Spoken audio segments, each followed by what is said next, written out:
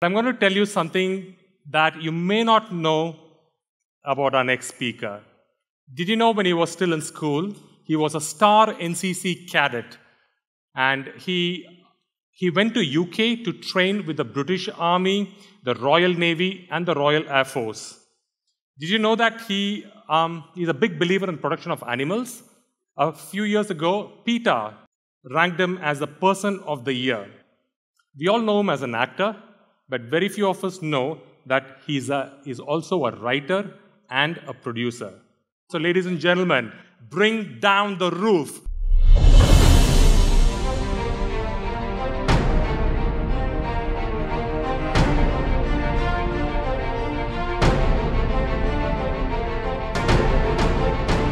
Let's welcome Mr. R. Madhavan.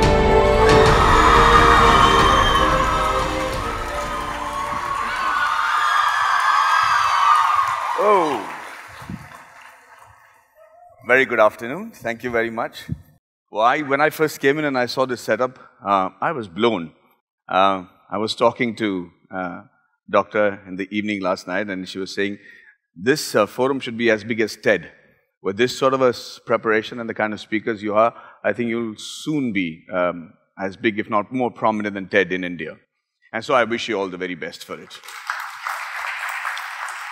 I'm going to speak to you on my idea of wellness. I am not an authority on history nor on the medical sciences that I've bravely ventured out to speak on today. But I can tell you with complete certainty that it has worked for me. It has really changed the way my life has been proceeding when I was made aware of these facts. You know, being an actor, the stardom was thrust upon me, and I was more than excited to be called a star and have people cheer after me. And what happens with most successes at an age, when you didn't expect it, is that complacency sets in. So after my first 7-8 years in the film industry, the kind of films that I was doing was mundane. I was getting into doing 3 films a year. And more importantly, I was becoming fat, and even more importantly, deep inside, I was getting unhealthy, mentally as well as physically. Mentally, because complacency is one of those stages where it starts completely, you start living in what I call the 30-second rule, which is, you must be aware that when you're in stress and you get up in the morning every day, you're brushing your teeth, you're thinking about whether to have breakfast before you go to work or have breakfast at work. When you're actually having a shower, you're thinking, instead of concentrating on the shower, you're thinking, as soon as I get out of the shower, I have to wear these clothes and then probably take this route to the office. When you're driving the car, you're living another 30 seconds ahead saying, as soon as I reach the office, this is the first call I have to make.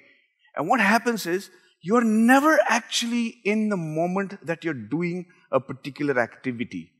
How many of you all really enjoyed a shower recently? Not had a shower. Enjoyed a shower. When I say enjoyed a shower, is actually look at every part of your body that you're cleaning and in seeing how it feels, being there in that one, and that is what meditation is all about, is being in the moment.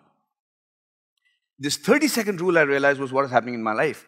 I was thinking about what I'm going to do after the shot while doing the shot. I was thinking about what I'm going to do after, the pack-up is over when I'm in the shoot. And as a result, I was never actually present completely in what I was doing, and that was never the best formula to excel. So when this complacency set in and I became unhealthy, I decided to go and meet a doctor.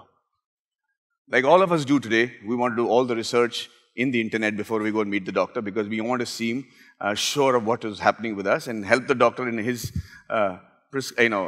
diagnosis of our issues. I have a neighbor whose name is Dr. Manoj. And he tells me a story about how this patient came to him after doing all the research. He was living in the ghettos in Bombay. Abdul, he came and said, Dr. Saab, my wife is unwell. There is something wrong in her stomach. You have to do an operation. Abdul said, yeah. The doctor said, let me examine the patient first. Or why did you bring her to me? You could have just taken and done the operation on your own. He said, Nahi saab, aap dekho, see what is to be done. And sure enough, Dr. Manoj checked him and they found out that she did have an appendix, an infected appendix. So they did an appendix surgery and she was cured. 1.5 years later, Abdul calls doctor again, exactly 1.5 years later. He says, Dr. Saab, I'm bringing my wife. She's got appendix again. You have to do the surgery and take it off. So now Dr. Manoj is getting a little upset. He said, yeah, listen, let me be the doctor. Let me do all the diagnosis. You just bring with your wife with a complaint. He said, no, I'm telling you the same thing. Just take out the appendix, she'll be fine. And the doctor got really angry. He said, listen, you going to teach me how to be a medical officer? There's one human being has only one appendix. This has already been taken out. And he's yelling at Abdul, and Abdul waited for him to finish. And he said, ma'am, sir, I understand that one human being can have only one appendix. But a man can have two wives, no? So, hey. I find it tough to manage with one. I don't know how Mr. Abdul does it. But the thing is, so when I went to the doctor, he said, high triglycerides, this problem, that problem, all the issues. And I said, what do you want to do? He said, I'm going to give you medicines. It was a quick fix. But that is the time that I came across some very interesting notions that were being floated around in the world. And more importantly, I met some very interesting people that changed the way I thought I was going to get cured. So let's go back to these interesting notions first, something that I believe in very strongly. You know, human beings are not designed or were not meant to live past the age of 40. The average age expectancy of the Homo sapiens was about 40 to 45. Everything else starts closing down. If you're lucky, you manage to 50. The Japanese made it a habit of reaching the 100 now. And everybody lives on what I call bonus time now. The problem is, mentally, we do not prepare for the next 40, 50 years of our extended life. And what happens is, many people think that retirement is retirement from life, or when a certain sort of unhealthy situation sets in, they think that's the end of it. And the worst curse that my grandfather told me in the world today, be it youngsters, be it students, professors, or people who are flying high, the worst curse today mentally is to be considered irrelevant. To be considered irrelevant in the society that you live in the family that you live in the environment that you live in. You know, when they say, old man, it doesn't matter, don't listen to him. And everybody's fight is to stay relevant throughout their age. And how do you do that? How do you do that with an extended 60 years of your life? And I was very curious about it because I see my parents, I used to see my relatives give up. And it's like, fine, I'm happy. Iske upar kya hone wala hai? They're happy. But they were still alive mentally. And it was becoming more and more difficult to see them lose control of their lives because mentally they were very sedated. That's when the research hit in. They were, we are supposed to be, if you went by the Darwin's theory, the descendants from apes, right? The difference between an Indian elephant, the difference in DNA between an Indian elephant and an African elephant, the similarity is about 98.6%. That's how similar the Indian elephant is to an African elephant. So there's a difference of about 1.4%. Do you know what the difference or the similarity between human being and chimpanzee is? Anybody? DNA-wise? 99.2%. Which means we are closer to the monkeys compared to the Indian elephant to the African elephant. Which means our DNAs are very much similar. And there is something that happened in between which helped us evolve as human beings, and then the primates stayed as them. So the whole world believed till very recently, almost 50 years ago, that we were descendants of the chimpanzees. Till they found out, and the chimpanzees, for those of you who don't know, the chimpanzees almost live like a human-like society. They have mates, they have murders, they have conniving, they have wars between the two fractions. They're territorial, they're omnivorous, they are, they would resort to murder, they would steal each other's mates, they would resort to infesticide, all sorts of goods and bads that we human beings share in our world today, which is very evident from the news. And then they discovered a new subspecies of the chimpanzees, which was called the bonobos. Anybody heard about the bonobos? Anybody? I'm creating a biology class here? Okay. But it is true. What I tell you is true. South America, there was another breed of chimpanzees called the bonobos. Very similar to the original chimpanzees. The only difference is their social build-up was extremely different. The chimpanzees were a patriarchal society. The bonobos were a matriarchal society. They were extremely peace-loving. There would hardly be wars between the communities. Everything was well shared and equally distributed amongst each and every member of the society. sex was used to compensate for violence or any sorts of displeasure. I mean, they had lesbianism, homosexuality, they in fact had all kinds of weird things, but all related to peace, nothing violent. And then they suddenly realized that human beings, or Homo sapiens, were a mix of both these DNAs. And that brings us to a very interesting situation, which means basically that there are some of us here in the room, if you were to meet somebody who perpetrated a crime against you, probably try to molest your daughter, and this guy was brought in front of you and said, take revenge. Some of us, however angry we get, we would say, I hate you, curse the beggar, and say, let law take its course. And there are yet others, another part of the world in the same society, who for a lesser crime will take out a knife and cut somebody's throat, not think twice about it. Which basically means that whatever DNA you have it in entirety.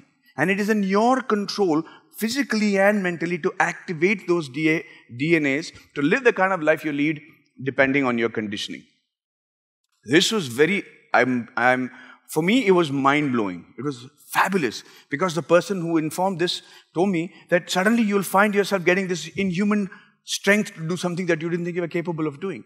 Or you would take this inhuman, spectacular stand against something in your life that you didn't think you were capable of doing. And he says, those are the conditionings that help you activate those DNAs. So I said, you know what, I understood all this, but I'm a man who believes in practicality. I want tangible results. I've told you all this. Tell me how do I activate the DNAs that I want? I want to activate it going back to looking young. I want to go back to feeling young. Tell me how to do it. So I went to this place in Austria. I spent a lot of money to go to this place, which was, was a wellness institute. And they had been running that for 150 years. And the lessons I learned there were priceless. Well, I'm going to describe this entire experience to you, and I'm going to tell you the inferences as we go along. I went there. It was a beautiful place outside a lake, spectacular, cold. I walked in on a Sunday evening. They said, yeah, welcome, Mr. Madhavan, and we'll see you tomorrow morning. And would you like to have dinner? I said, yes. They gave me a sumptuous dinner. I was a vegetarian. They gave me the food I wanted. The next morning, I went and met the doctor, and he said, welcome, Mr. Madhavan. Lovely to see you. You're from India, I see. Yeah. He says, congratulations then. You've paid us a lot of money and come a long way to hear from us what we learned in India. I said, congratulations. He started explaining to me what's going to happen for the next 10 days to 15 days that I plan to stay there. The first part was, first thing, I'm hungry. What can I have for breakfast? He said, the next 3 days, Mr. Madhavan, you will be having, what he showed me was 4 slices of slightly hard bread, and a bowl that looked like it had a little bit of urine in it, but it was actually vegetable broth, according to him. I said, what is this? Is this the appetizer? He said, no, that is your breakfast, lunch, and dinner for the next 3 days. I said, only that? He said, yeah. I said, give me my passport. Can I go back to India? I'm done. This is too radical for me. He said, no, listen. And he said the most interesting. He said, what do you want to eat for breakfast? So now I'm looking at him very suspiciously. I said, can I have egg white omelette? I'm trying to go healthy here. Huh? So egg white omelette, maybe a little bit of oats. He said, yeah, would you like to have some pancakes? Now, the thought of pancakes I'd already digested the pancakes because he meant it. So I said, well, if you think I should, he said, yeah, have your pancakes, no problem. So he said, at 8 o'clock, we will all go to the dining room. And at that place, I saw extraordinary people who've achieved extraordinary results, like the Sultan of Brunei's sister, Paula Abdul, brother, whatever, all kind of people. And when we went for breakfast, we were all sitting in this spectacular hall facing the lake. And everybody was sitting on their individual tables. We were categorically told no phones, no newspapers, no television, no nothing. You will sit there and you will do as we ask you to and see if it makes a difference in your life. So they had taken orders from every one of us. People had ordered omelettes, bacon, falana, timkana, everything. And everything was neatly placed on our table. It was actually there. Gourmet chef had prepared it. It was looking spectacular. I could smell it. I was ready to have it. And they said, we all can have any part of the breakfast you so wish, but the only condition is, our request is, they put this bowl of soup and this 4 pieces of spelt bread here and said, our only request to you is, finish this bowl of soup and this bread in the manner that we ask you to. And then we are more than happy for you to consume the rest of the breakfast. And I said, okay, great. What's the deal? They said, we're going to follow a principle here called drink your food and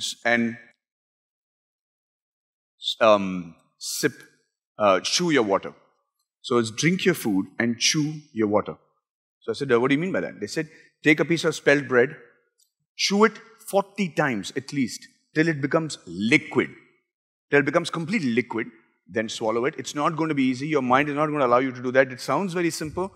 Your mind is never going to allow you to do that, but we'd like you to focus on just that 4 pieces of bread we've given you. And then every time you take a sip of the soup, don't gulp it down. Put it in your mouth, gargle it in your mouth, feel it, chew it with your teeth, and then swallow it. I said, no problem. The pancake was beckoning, so I picked up my bread and I started to chew it. Slightly chewy, rubberish. And I would, make it into complete liquid. I could actually feel the entire flavor. It was not bad. It was pretty tasty. But ladies and gentlemen, in 14 minutes, I couldn't finish the bread. Forget about the rest of the breakfast. Forget about the soup. I couldn't finish the bread. I was sated. And it happened across the board to everybody. And we're like looking at each other and smiling because we tried. There's an Afro-American woman. She tried to have a little bit of the pancakes. We couldn't finish it. And it was really, we thought, oh, usme soda hoga. There's a lot of soda there. That's why we're feeling full and everything. But then the explanation started and he said to all of us, he says, Mr. Madhavan, the mind or your body knows exactly what it wants. Your mind gets sated after chewing for 14 to 15 minutes. If you calculate every time you've been to a party, every time you've been to a dinner, you can only eat collectively for 15 minutes. What you eat, how much you eat, and that is a totally different thing. But you cannot chew for more than 14, 15 minutes because the brain sends a signal to your body saying, stop eating. You've got enough food. I said, this is very interesting. And so a series of classes started, and the essence of which I want to share with you today. I was asking him, I don't understand. So how does this work? What in 15 minutes? He says, he asked me, you're going to work out for this film called Sala Kadus, you want to build up muscles. You asked me in an email, how much protein you should eat? I said, yeah. He said, why do you want to eat protein? I said, because sir, I want to put on excess muscles. I want the body to look fit. He said, well, in that case, why don't you just have 8 glasses of protein shakes every day? It's a great amount of protein. Don't work out. Just have 8 glasses of protein shake. You should become muscular. So I said, no, maybe that doesn't work because I'm supposed to be working out also. He says, then why do you need to work out if protein is going to do the job for you? I said, yeah. He says, the protein doesn't do the job for you. Your conditioning of the lifestyle that you're leading while you eat the food will determine what aspect of the food is absorbed in your body. He asked me, what is the most muscular animal in the jungle? It's like asking a kid question. So everybody said elephant. Basically, it was the ox, the most muscular animal in the forest. And he said, what does the ox eat? Just grass.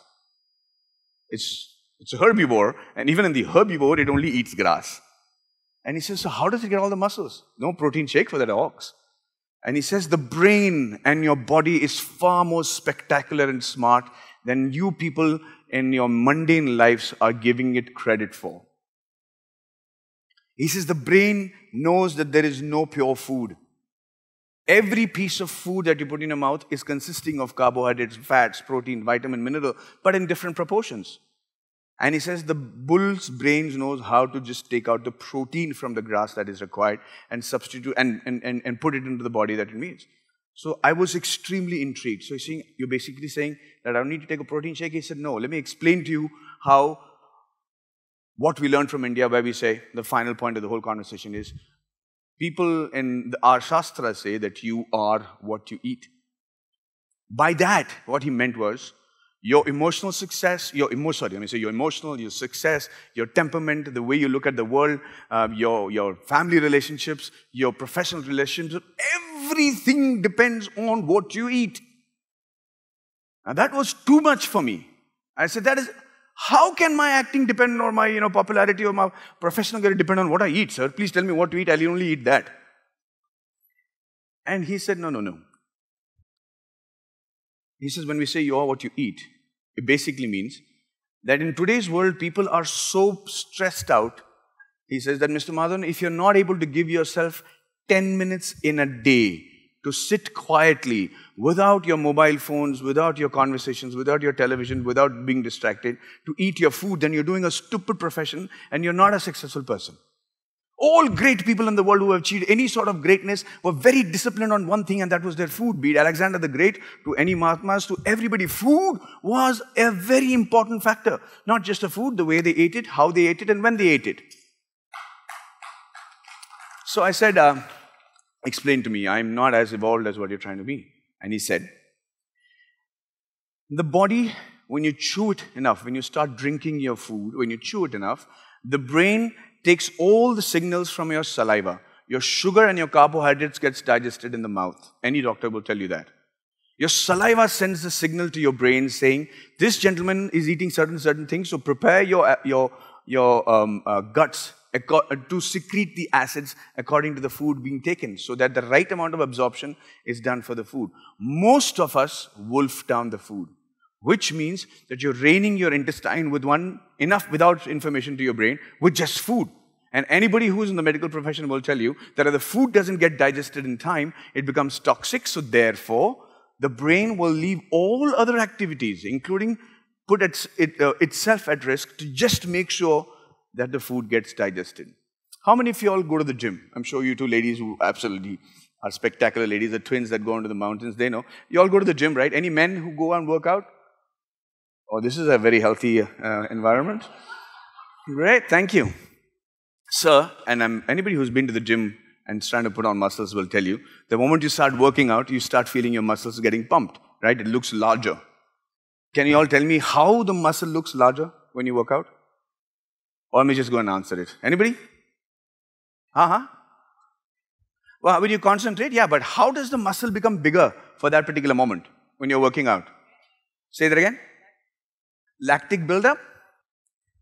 No, basically because the blood rushes into that particular part of the body. So when you're working out your chest, or you're working out your abdomens, or you're working out your biceps or triceps, the blood rushes in to those parts to stop the muscle from getting damaged, and therefore it gives a definition and a size. And then the more you do it, the more the muscle tears, the more it becomes, the fiber increases and becomes bigger and more efficient. Well, where does the blood rush into the muscles from? It's a question I ask people who work out in the gym every day. I'm saying, yaar, tumhara chest to badh gaya. Where does the muscle come from? Where did the blood come from? And nobody knows where the blood comes from. It's not like you're drinking blood while you're working out. Anybody? Say that again. Yeah, other parts of the body. Which part of the body specifically? Brains? Heart? No. So that's exactly the answers that I was giving. The blood constantly rests in your gut. The reason it rests in your gut is it's widely accepted in Chinese mythology as well as the Indian sciences that the gut, your stomach, is your second brain. And if your stomach is your second brain, you must understand that it knows how to take care of the body. When you eat the food so quickly, wolf it down, the food rushes to the first small intestines, which is going around and around your stomach, and it's being pushed through it. The acids are pouring in, trying to make sure that the food, whatever little bit nourishment can be added, it gets digested, and then it's pushed into the large intestine, which goes around your stomach like this, and then finally gets excreted, right? The large intestine has a layer of bacteria, which is like a lawn. All right, so that lawn is meant to be, the bacteria is there, and whatever food has been digested comes there. The bacteria absorbs the food, pushes into the blood. That's why the blood is always there. And then it goes to the rest of your part of the body. When the food is gulped down, the small intestine is not able to digest it completely. So it pushes it to the large intestine with undigested food, which is actually the food of this bacteria, because bacteria is a plant, and like all plant, it absorbs this particular food, and from a lawn, it becomes a forest. That's why we get our little belly, because the large intestine is swollen up, it's become hard, it's become tough. And most importantly, the blood flow and the flow of digestive juices through it has become very, very limited. And your body is not now healthy. It is unhealthy. It is actually functioning below optimal. And he says society cannot grow. India as a society mentally cannot grow till you are unhealthy physically. Which means if you're just normal, it's still not enough. Your body is capable of functioning optimally. All you have to do is give it enough time when you eat food. I was completely blown by then. And I wanted to know, tell me more. And he said the last thing. He said, what do I have to do to make sure that this gut doesn't become unhealthy and my second brain is actually functioning properly? And he said, Mr. Madhavan, the first thing I will tell you is you will not eat food after 6 o'clock in the evening. What time do you go to sleep? I said 10. Actually lied. I go to sleep at 2, but he said 10. I wanted to sound healthy. But he said, if you're sleeping at 10, you have to make sure that you finish eating your food at least 3 hours before you go to sleep, because that will determine how successful you are in your career. I'm like, you keep saying this. Explain. And he says, the blood is in the digestive system all the time. When you lie down in the prone position, the blood is kept there, and it is meant to digest the food that you've eaten quickly and then rush to the brain. The moment you eat food just before you go to sleep, the brain says, forget me. All the blood, let it be in the gut and let it just digest the food that you've eaten right now, so that if you don't digest it, it's going to become toxic in 3 hours and you will die. As a result, that blood from the gut does not travel to the brain. And when it does not travel in the alpha state to the brain, what happens is the entire rejuvenation of the body, and it doesn't matter what age group you are in, young, old, or anything, the entire rejuvenation that sleep is supposed to do is the blood carries all the information about which nail is not working, why the hair is falling, why the skin is looking dry, which part is being infected, which bone is hurt, what is hollow. All that information that is going to be there has to travel to the brain. The brain analyzes it, and before you wake up, before the beta state, before the state that you wake up, all the signals are sent out to every part of your body, and once that signal is received, everybody is reset, you wake up. And he says, that's when the mind can clearly do the job it is meant to be. Why do people say, don't drink and drive? Because you'll get into an accident? Why do you get into an accident, or why do you get into a debate that you normally would not do sober? Why do you get into a argument on a topic that you would not normally get into sober? It's because at the time that you're drunk, the brain is telling you that is right. It's perfect. You're good enough to drive. You're saying all your facilities are fine, and you're like, and bravado sets in and you do stupid things.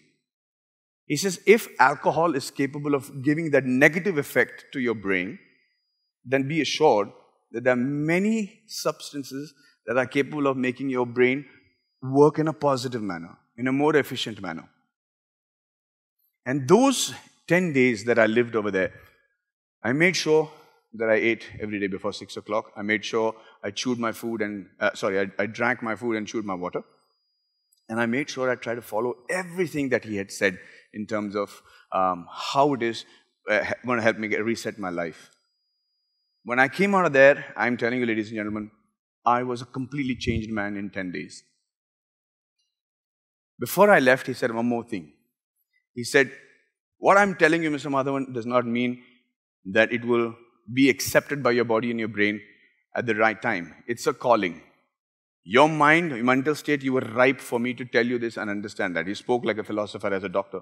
He says, sometimes in your life, you're not ready to listen. Sometimes the calling is not there. Many people have come to this place and done this course mundanely, but they were not mentally ready to accept the changes that we were trying to say. And eventually, they went back to relegating themselves back to the same lifestyle. And he says, the difference between that and you is what is in your culture called karma, vidhi. That is going to be the difference between how successful you are and how. So the reason I was trying to tell you this is, it is very possible for us to activate each one of those DNAs that we have, the same as the bonobos as well as the chimpanzees. This particular conditioning about how you have your food and how you let your environment affect you will determine which of those DNAs get activated at any given point of time. I'm, like I said, a follower of simplicity and tangible answers. This gave me a serious, tangible answer. Sit down, eat your food without being distracted. Make sure you chew 40 times. Make sure you drink your solid food and chew your water. And the day I started doing that, it was spectacular. Every result that was wrong in my blood group came back, started getting normalized. My hair started growing more healthily. I was able to think more clearly. I did not have to make notes about things that had to be done during the day. And from being below average health-wise, I was, in my opinion, functioning optimally. And it is very difficult to convince yourself to be young when you're 46 years old and your heroine is 17 years old. And she's on this set and exhibiting totally different aspects of being an actress as I've ever been used to, where, hey, I got a tattoo here, or I have a piercing there, do you want to see it? And no, I don't want to see it. But, it's very difficult to relate to them. But sometimes, if you have enough stories in your pocket, you're able to make yourself relevant even to that generation. And feeling like the alpha male on the set, feeling like you're the healthiest one over there, feeling like you're the boss is very important for a hero. And for me, this experience in Austria helped me get there. And that is the story I wanted to share. Thank you very much for your patience.